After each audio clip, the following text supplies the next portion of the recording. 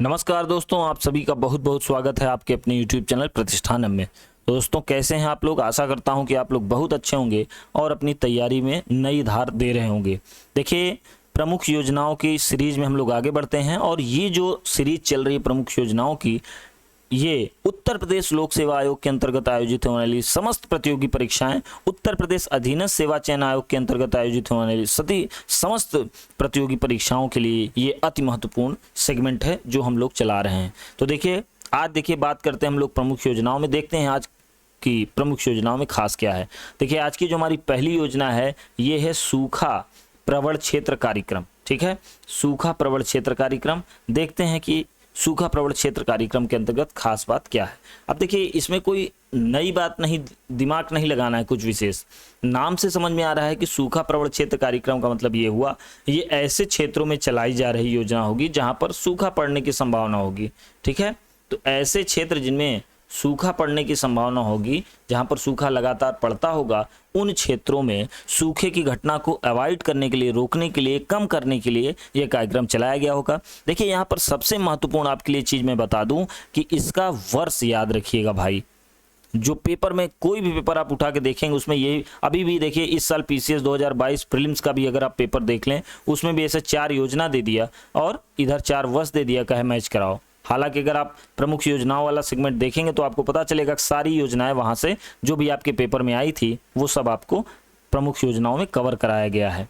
ठीक है, और जो भी बची हैं वो कवर कराई जा रही हैं। तो पहली चीज यहां से हमको ये ध्यान रखनी है कि सूखा प्रवण क्षेत्र कार्यक्रम कब शुरू किया गया। तो हमको याद रहेगा कि भाई सूखा प्रवण क्षेत्र कार्यक्रम 1973-74 वर्ष 1973-74 में प्रारंभ किया गया। अब देख लेते हैं इसकी खास बात क्या थी। तो इस कार्यक्रम का उद्देश्य इन क्षेत्रों में, मतलब सूखा प्रवण क्षेत्रों में भूमि, जल एवं प्राकृतिक संसाधन, अब यहाँ समझ लेते हैं कि वृक्ष से आप उदाहरण समझ सकते हैं, नदियाँ, झील, झरने, ये सब का अनुकूलतम विकास करके पर्यावरण संतुलन को बहाल करना। ठीक है, जो हम लोगों ने बात कही वही यहाँ पर लिखा है।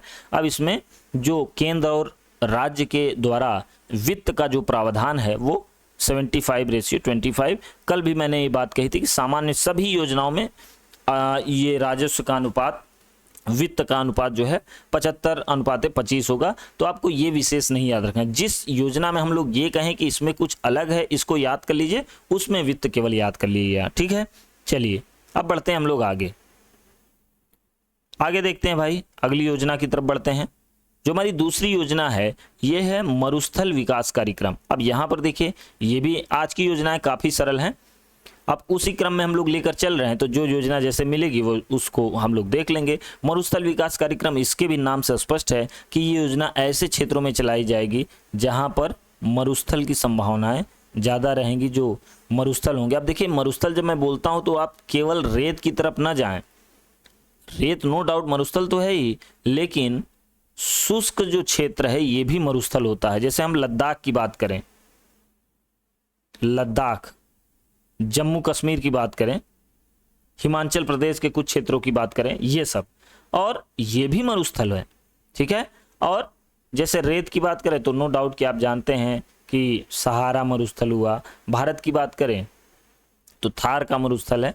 तो जहां पर कोई भी चीज का उत्पादन न होता हो, एकदम शुष्क क्षेत्र या उष्ण क्षेत्र जो भी होता है, जहां पर उत्पादन शून्य होता है, वो आप मरुस्थल की संज्ञा में उसको रख सकते हैं। तो मरुस्थल क्षेत्र में सूखे के प्रभाव को, मरुस्थल क्षेत्र में सूखे के प्रभाव को समाप्त करने एवं पारिस्थितिकी संतुलन बहाल करने के उद्देश्य से इस कार्यक्रम को वर्ष 1977-78 में चलाया गया। तो पहली बात और महत्वपूर्ण बात यही आपको यहाँ से याद रखनी है कि ये जो मरुस्थल विकास कार्यक्रम है ये कब शुरू किया गया, तो 1977-78। अभी हमने देखा सूखा विकास कार्यक्रम, ये हमने देखा 73 से 74, इसी में 4 साल जोड़ देंगे तो 77 से 78, ये क्या आ जाएगा, मरुस्थल विकास कार्यक्रम। और इसमें भी अगर बात करें कि केंद्र और राज्य के द्वारा कितने प्रतिशत वित्त की व्यवस्था करने की बात कहेगी, तो आप यहाँ पर देख पा रहे हैं 75:25, मतलब जो सभी सामान्य योजनाओं में जिस तरह का उपबंध है वही उपबंध यहाँ पर भी लागू है, कोई विशेष बात नहीं है। तो बस आप यहाँ पर ये याद रख कर लीजिएगा कि ये किस वर्ष शुरू की गई। ठीक, बस आगे नाम समझ में आ ही रहा होगा। अगली योजना को जल्दी से देख लेते हैं। जो हमारी अगली योजना है ये है एकीकृत बंजर भूमि विकास कार्यक्रम। अब देखिए एकीकृत बंजर भूमि, ये भी लगभग वही बात है। यहाँ पर चीज़ों को एक साथ लाया गया है, मतलब बहुत सारी योजनाओं को एक साथ करके, जैसे मरुभूमि विकास कार्यक्रम, ठीक है, सूखा प्रवण क्षेत्र, ऐसे इन सभी योजनाओं को जोड़कर एक योजना का रूप दे दिया जाए अगर, तो इसको कहा जाएगा एकीकृत योजना। ठीक है, तो एकीकृत का कॉन्सेप्ट ये है। एकीकृत बंजर भूमि विकास कार्यक्रम जो है ये वर्ष 1989-90 में प्रारंभ किया गया।